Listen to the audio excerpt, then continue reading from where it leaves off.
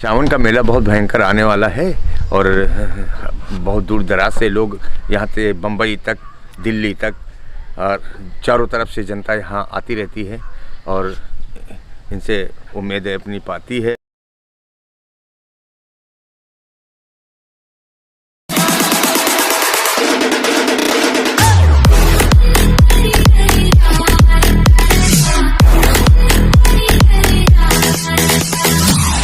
So hey guys, welcome back to another new blog. तो आज तो बहुत लेट में ब्लॉग आ रहा है अब, क्योंकि अगले संडे वैक्सीन लगी थी तो बुखार आ गया था हमारे। अब ब्लॉग बनाने जा रहे हैं हम लोग और हमारे साथ जा रहे हैं महेंद्र भाई ये और विमल भाई। तो आज हम लोग जा रहे हैं यहाँ से भवरेश्वरन, जो लगभग यहाँ से 80 किलोमीटर है उन्नाव में। तो वहीं हम लोग जा रहे हैं भवरेश्वर मंदिर, वहाँ का ब्लॉग बनाने, वहाँ का ब्लॉग शूट करने। और हमारे साथ जा रहे हैं राहिल भाई भी, और भी उनको हम लोग लेने जा रहे हैं उनके घर। तो चलिए चलते हैं।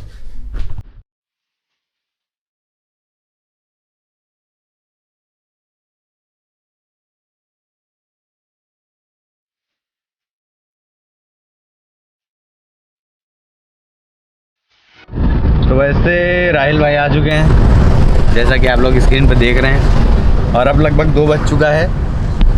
यहाँ से निकलते निकलते अभी बिलिंग भी करानी है महेंद्र भाई को, है कि नहीं महेंद्र भाई? हाँ भैया। महेंद्र भाई बिलिंग कराएंगे। तो चलिए चलते हैं, बहुत जल्दी मुलाकात होती है भवरेश्वरन में।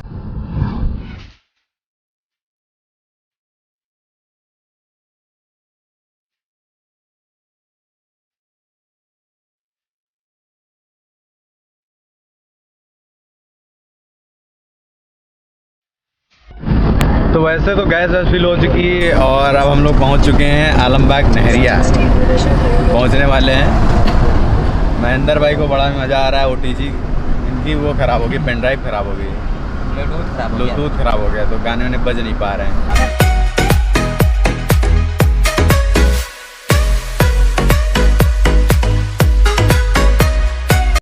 तो वैसे तो 1.5 मिनट से सिग्नल पे खड़े थे, अब सिग्नल ओपन होने वाला है, हो गया ओपन।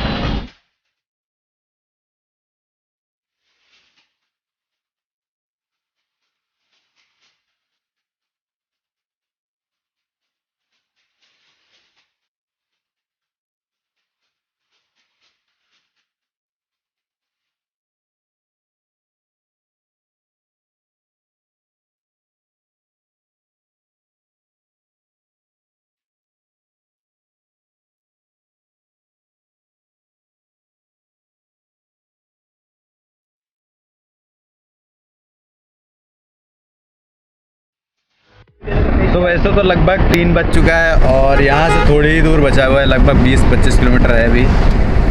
और लेट हमको इसलिए हुआ क्योंकि कल रात को विमल भाई के वहाँ पार्टी थी, विमल की भाभी की एनिवर्सरी थी, है कि नहीं विमल भाई? भाई बहुत इंजॉय आया भाई, इसने मच्छर से कटवा दिया यार हमको। तो हम लोग को रात भर जगना पड़ा, इसी मारे इतना लेट निकले 3 बजे। भाई सब लोग सो के उठे हैं लगभग 11-12 बजे। राहिल भाई 11 बजे उठा है, विमल भाई भी 11 बजे, और हम 12:30 बजे उठे थे। तो इसीलिए लेट में हम लोग निकल रहे हैं। और हम 3 बजे उठे थे। ये 3 बजे उठे थे, हम 3 बजे रात में। तो चलिए चलते हैं और मिलते हैं भवरेश्वर मंदिर में।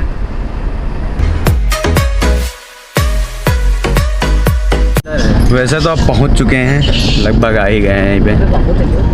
और ये सामने मंदिर दिख रहा है। गाड़ी यहीं खड़ी कर दी।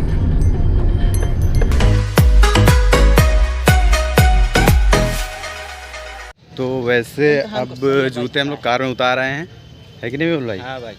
तो हम लोग जा रहे हैं मंदिर परिसर की ओर, वो मंदिर सामने। अभी प्रसाद वरसाद लेते हैं, हाथ मुँह तो धुलाए हैं। तुम्हारे लिए भी चलो। हाँ भाई, जल भर के लाते हैं। क्या तो वैसे हमने लोटा ले लिया है, ये जल भरने के लिए। महेंद्र भाई दिखाइए ज़रा। ये जल लेने के लिए, जल लेने के लिए अभी नदी से भरने के लिए जा रहे हैं हम लोग।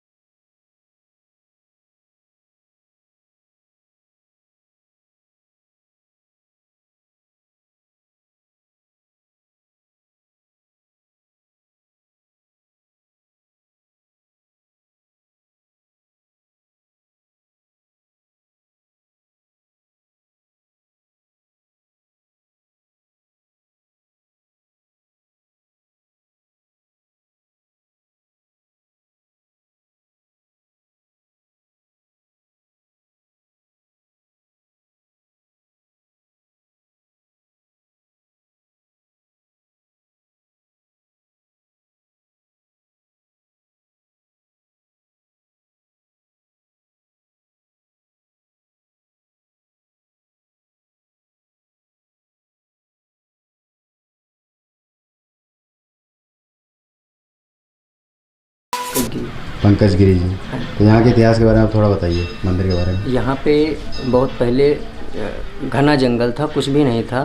तो औरंगजेब के ज़माने की बात है ये। उसके पास एक गाय हुआ करती थी जो यहाँ आके अपने आप उसका दूध निकल जाता था। वो जब 15-20 दिन ऐसा चला तो औरंगजेब ने पता लगाया कि ये गाय दूध क्यों नहीं देती है। तो उसने अपने सैनिकों को भेजा, तो यहाँ आके जब देखा गया तो उनको पता लगा, सैनिकों ने देखा कि वो दूध अपने आप यहाँ से निकल रहा है। तो ये चीज़ उन्होंने अपने राजा औरंगजेब को बताई। फिर औरंगजेब ने इसकी सर्च शुरू कर दी कि इसमें क्या है ऐसा है जो ऐसा होता है। तो उसने यहाँ की खुदाई करवाई मंदिर की। जब मंदिर की खुदाई करवाई तो ये शिवलिंग मिला उसको। उसने शिवलिंग की खुदाई, उसका अंत जानना चाहा, लेकिन उसको यहाँ का अंत नहीं मिला। उसने हाथियों से इस मूर्ति को खिंचवाया भी और फिर परेशान हो गए। उसके बाद जब इसका अंत नहीं मिला तो उनके सैनिकों ने शिवलिंग के ऊपर एक कुदाल से मतलब ऊपर मार दिया। तो वहाँ का ऊपर का जो टुकड़ा है वो निकल गया, उससे निकला खून और भंवरे निकली उससे। तो जब भंवरे निकले तो जिस सैनिकों को उन्होंने काट लिया वो मर गए वहीं पे, ऑन द स्पॉट ख़त्म हो गए। और राजा अपनी जान बचा के भाग गया औरंगजेब। उसके बाद फिर ये मंदिर ऐसे ही पड़ा था। फिर सुदौली के राजा कृष्णपाल सिंह थे, उनकी वाइफ ने इस मंदिर का, राजा रामपाल सिंह की वाइफ ने इस मंदिर का जीर्णोद्धार करवाया। यही है यहाँ का इतिहास। तो तब से इस मंदिर का नाम भीमेश्वर पड़ा। तब हाँ, भंवरेश्वर, तभी से भंवरेश्वर, भंवरे निकले यहाँ। भीमेश्वर था पहले, कुछ नहीं था पहले, कोई जानता नहीं था। ये औरंगजेब के ज़माने का मंदिर है। उसी ने अपने वो मंदिर तोड़वाता था। औरंगजेब जो था वो मंदिर नहीं रहने देता था, वो तोड़वा देता था। तो उसी चक्कर में ये हुआ ऐसा। उसके तब से इसका नाम जो है वो भंवरेश्वर है। बहुत बहुत धन्यवाद जी।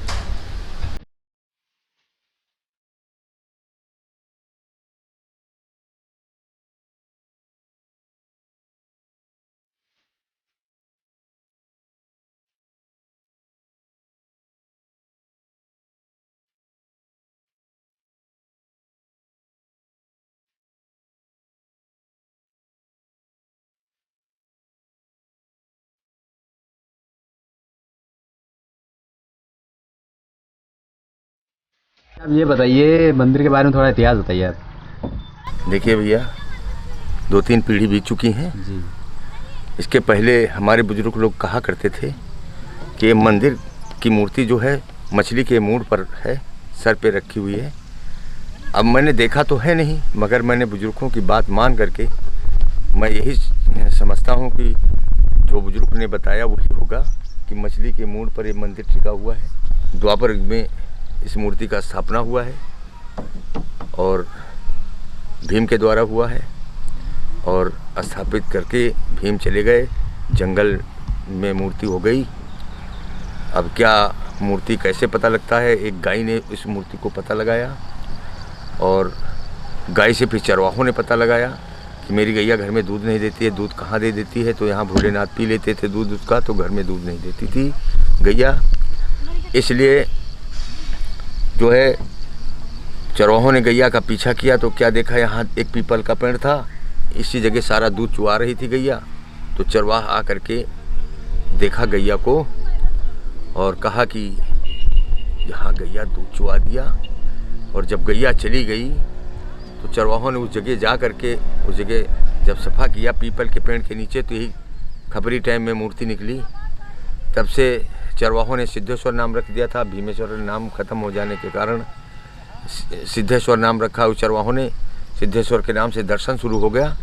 दर्शन होते होते फिर सिद्धेश्वर के नाम के समय, उसी समय औरंगजेब जिद्दी की जो है राज्य हो गई, मुस्लिम राज्य। उसने यहाँ चढ़ाई कर दी और चढ़ाई करके सिद्धेश्वर के नाम से उसने यही कहा कि आप लोग कहते हो सिद्धेश्वर है, तो ये तो सिद्धेश्वर नहीं है, पत्थर है। पत्थर के नाम से उसने खुदवाना शुरू करवा दिया। और खुदा करके जब कोई अंत नहीं पाया तो हाथियों से खिंचवाया और खिंचा नहीं पाया तो उसने तोड़ने का आदेश दिया। तो पहला घन लगाया गया इसमें, तो इससे खून की धार निकली काली मूर्ति से, उसी से काले भंवरे तैयार हुए। तब से नाम भंवरेश्वर, उस मुस्लिम ने उसकी फौज को भंवरों ने हरा दिया और हरा करके तभी से वो औरंगजेब जिद्दी ने उसकी फौज और नाम रखा श्री भंवरेश्वर। तब से नाम भौरेश्वर चल रहा हुआ है और दर्शन बराबर चल रहा है और भौरेश्वर के नाम से प्रसिद्ध हैं। और श्री भौरेश्वर उन्नाव, रायबरेली, लखनऊ 3 बॉर्डर पे है। और बोले भौरेश्वर बाबा की जय। सावन का मेला बहुत भयंकर आने वाला है और बहुत दूर दराज से लोग यहाँ से बम्बई तक, दिल्ली तक और चारों तरफ से जनता यहाँ आती रहती है और इनसे उम्मीदें अपनी पाती है और अपने जो है आस्था लगी हुई है कि हमसे भोलेनाथ से ये प्राप्त होगा। किसी को बच्चा प्राप्त हो गया, किसी को धन प्राप्त हो गया, ये तो सब बाबा हैं, भोलेनाथ हैं, क्या किसको दे दें, वो अपनी अपनी आस्था, सारी मनोकामना पूरी होती है, मनोकामना पूरी होती है सारी सबकी यहाँ पे आके।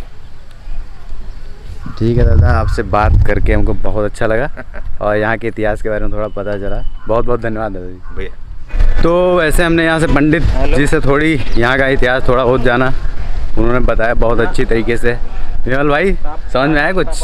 हाँ, समझ में तो आया। बहुत सारी चीज़ें थी, औरंगजेब के बारे में यहाँ बताया जा रहा था। तो अभी जंगल था, मंदिर के दर्शन तो हो चुके हैं फिलहाल। हम लोग सोच रहे हैं यहाँ से निकलने के लिए, क्योंकि बहुत तेज भूख भी लगी है और टाइम लगभग कितना हो चुका है?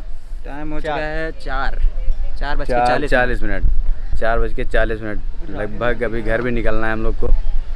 तो बहुत सारी एक्टिविटीज़ हैं यहाँ पे करने के लिए, वही करने जा रहे हैं।